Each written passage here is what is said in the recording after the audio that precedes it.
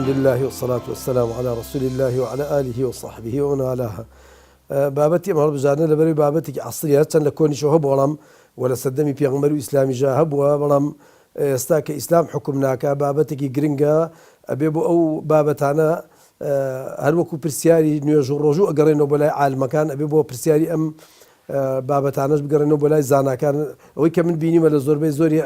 هەرە زۆری زانەکان فتوایان لەسەرەوە کە دروستە، ئەوانش کە فتوایان داوە دروست نییە. عوسەیمینە فەرمێ پێم سەیرە کە خەڵقی گەڵە دروست نییە. ئەوە ئینشاڵڵا ئاماژەی پێکەم دوایی، بەڵام زانەکانە فەرمون دروستە چونکە ئینسان واجبە لەسەری کە خراپەن لە کۆمەڵگاکەی خۆیان بنبڕ بکە، ئەگەر بۆی بنبڕ نەکرا واجبە لەسەری کەمی کاتەوە. واجبە موسڵمان بچێ بەشداری بکە بۆ کەمکردنەوەی ئەو خراپەی کە هەیە، بۆ کەمکردنەوەی ئەو گەندەڵی کە هەیە و بۆ پشگیری مسلمانان و بۆ دەربڕینی حەق. وەکو شێخ عەبدولعەزیز بن باز وا ئەفەرمێ لەبەرەوەی کە ڕاستی تیا دەرەبردرێ، کەسانێک هەڵبژێرن لەلایەن ئینسانی ئیماندار و مسلمانەوە، کەسانێک هەڵبژێرن کە لەوێ حەق و ڕاستیەکە دەربڕن، پێویستە خەڵک بچێت، چونکە قاعدەی شەرعیە کافرەی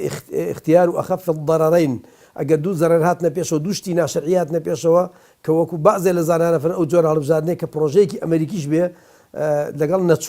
نەچوونەکە مەیدان چۆڵەکە بۆ هەر هەمووان بە کەیفی خۆیان ئەوەی کە بیانەوە بیکەن لە ناشەرعی و لە گەندەڵی و لە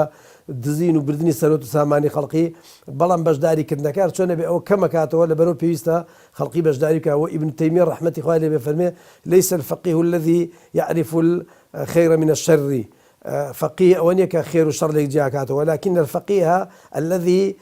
يعرف خير الخيرين وشر الشرين. فقيه و شەرعزان ئەوەیە کە ئەگەر دوو خێر هەبوو بزانە کامیان هەڵبژێرێ و ئەگەر دوو شەڕ هەبوو بزانە کامیان هەڵبژێرێ، کە ناچار بێ ئێکێکیان بکە، کە ناچار بێ لەو دوو شەڕە ئێکیان بکە، ئیلا بێ اختیاری ئەخەف الضەرەرەین بکە، ئەوان بکە کە شەڕی کەمترە. بۆیە بەڕاستی عالمەکان بە زۆری زانەکانی سەردەم من زیاتر لە فتوای 100 زانا ئەم جارە زیاتر لە فتوای 100 زانام خوێنێتەوە کە باسی ئەوەکە کە پێویستە بچێەوە بەعزێکیشان لێ واجبە بچن ئینسانی مسلمان بە تایبەتی ئەوانەی کە لێزانن بچن بەشداری بکەن و خەڵقی چاک هەڵبژێرن و خەڵقیش وا لێ بکەن کە خەڵقی چاک هەڵبژێرن. دەنگدەر دیارە بێ چونکە ئەمە شاهیدیە و شاهیدی جەبێ و خۆی جێبەجێ بکرێ، نابێ کەم و کوڕی فێڵی تیا بکرێ. بێ ئینسانەوەی کە بۆ خۆی ئەزانێت کەسی چاک هەڵبژێرێ، کەسی دیندار هەڵبژێرێ، کەسی مسلمان هەڵبژێرێ، کەسی دەستپاک هەڵبژێرێ. ئەمە ئەمانەتێکە بێ تەسلیمی کەسی ئەمینی بکەی، و ئەمە دەسەڵاتێکە، ئەم دەسەڵاتی پەرلەمانە، ئەم دەسەڵاتی حکوومەتە، دەسەڵاتی ئەم خەڵق و میلەتەیە، ئەبێ بزانە بە چی ئەسپێرێ، ئەبێ بزانێ ئەو ئەمانەتە تەسلیمی کیەکە. ئەگەر ئەمانەتەکە تەسلیمی کەسێکی باش نەکا، کەسێکی باش هەڵ نەبژێرێ، هەر خۆشی خیانەتی کردووە، ئەوەش کە ئەوی هەڵێبژێرێ دوای خیانەت دەکات لە میلەت و ئەمیش گوناحبارە بێ. لەبەرەوە زەرورە کە ئینسان نیەتەکەی باشە. عبدولکەریم زەیدان ئەفەرمێ الغاية المشروعة تجعل وسيلتها مشروعة حسب الموازين الشرعية. ئەفەرمێ ئەگەر ئینسان نیەتێکی باشی بوو، غایە و مەبەستێکی باشی هەبوو، ئیتر ئەو وەسیلەش کە ئەو بەکارێنێ بێتە وەسیلێکی شەرعی کە ئەم هەڵبژاردنێ ئەگەر لە ئەسڵیشا بۆ شێوە شەرعی نەبێ، ئێستا شەرعیە، پێویستە کە ئینسانی مسلمان بچێ و بەشداری بکە و خەڵقی باش هەڵبژێرێ.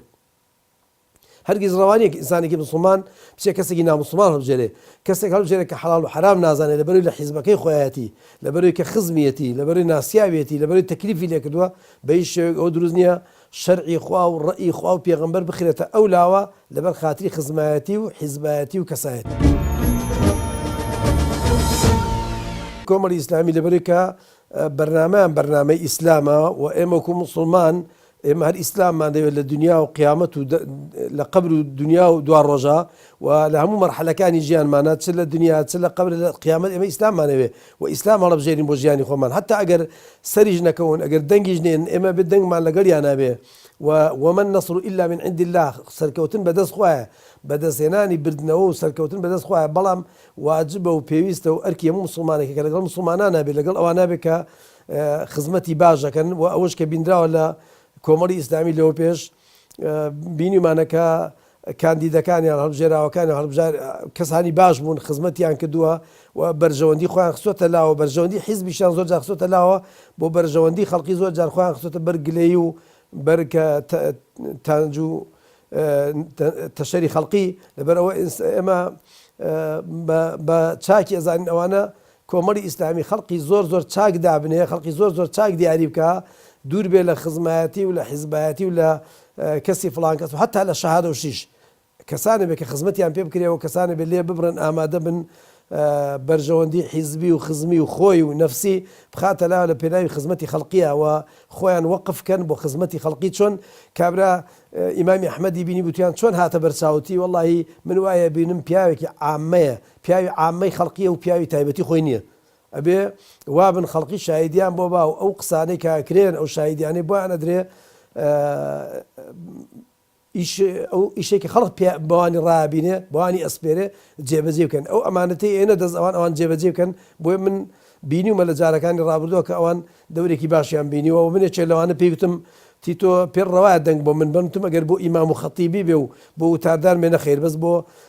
ئەنجومەنی نوێنەران بێ تۆ بە ڕەوازان چونکە تۆ لەوێ قسەت باشتر ڕوا لە ئیمام و خەتیبێ.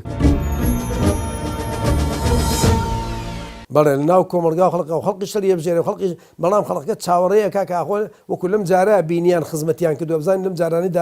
داهاتووشە خزمەت دەکەن خەڵقیان لە بیرە بێ سوپاسی خەڵقیەکەن ئیش و کاری خەڵقی جێبەجێەکەن مەسلحەت و بەرژەوەندی خۆیان ئەخەنە لاوە حتا بەرژەوەندی حیزبیش ئەخەنە ئەولاوە لە پێناوی بەرژەوەندی خەڵقیا و کاتە خەڵق هەمووی لە خزمەتی کەسانێکا بێ کە بەرژەوەندی خۆیان بکەن بە قوربانی بەرژەوەندی خەڵق.